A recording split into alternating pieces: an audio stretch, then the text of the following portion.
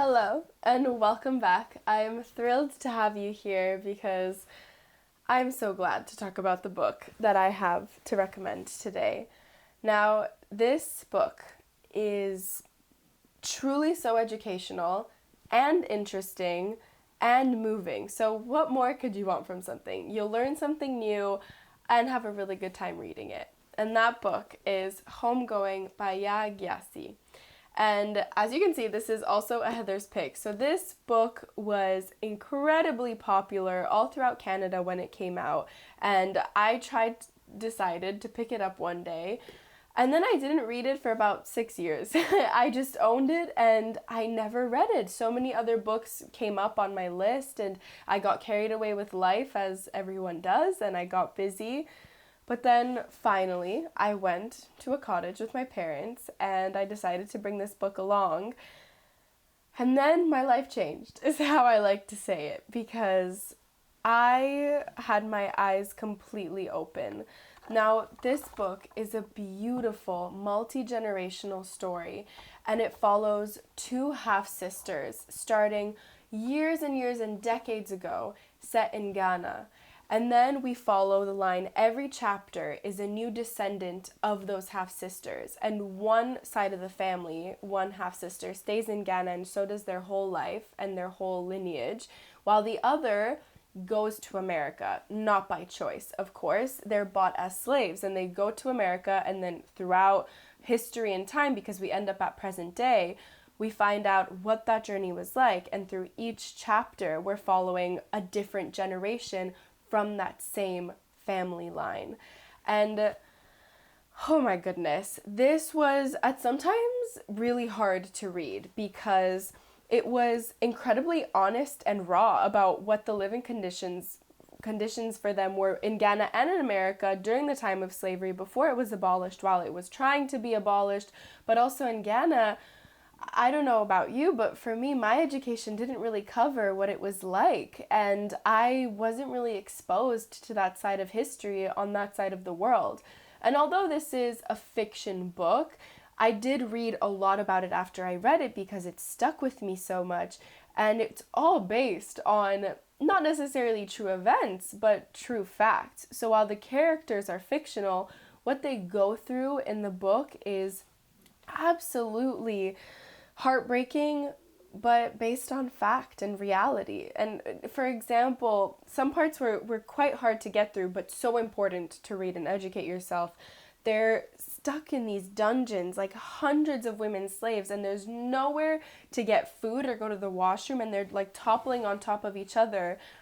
And that was their reality. And in the light of that, they're trying to make friends and make jokes because they have to adapt. They have to adapt to change. They have nothing else they can do.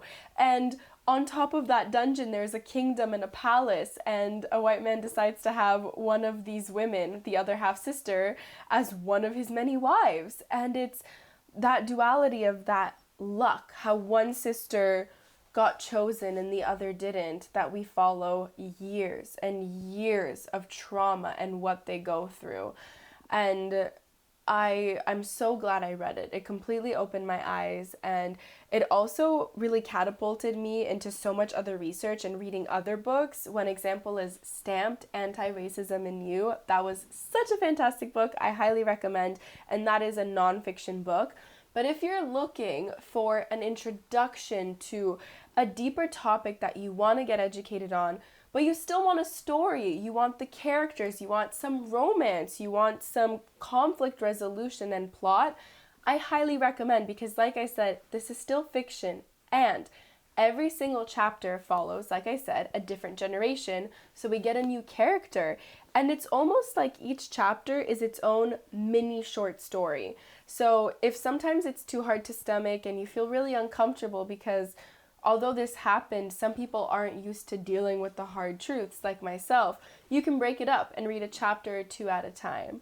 But overall, just the message of these beautiful characters showing resilience, I mean, it was moving, and it made you feel like there's so much strength in human connection and finding light in a terrible situation.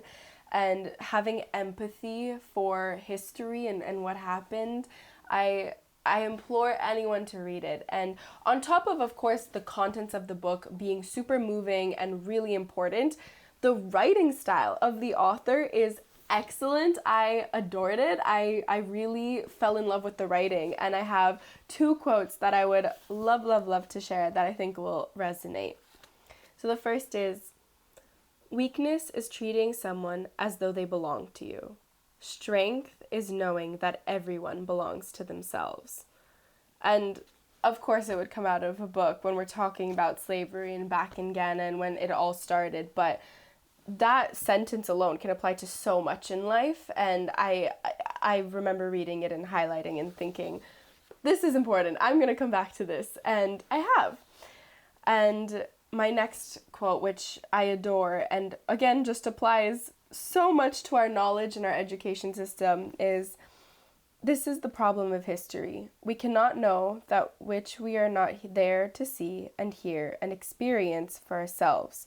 We must rely upon the words of others, those who were there in the olden days. They told stories to the children so that the children would know, so that the children could tell stories to theirs, and so on and so on.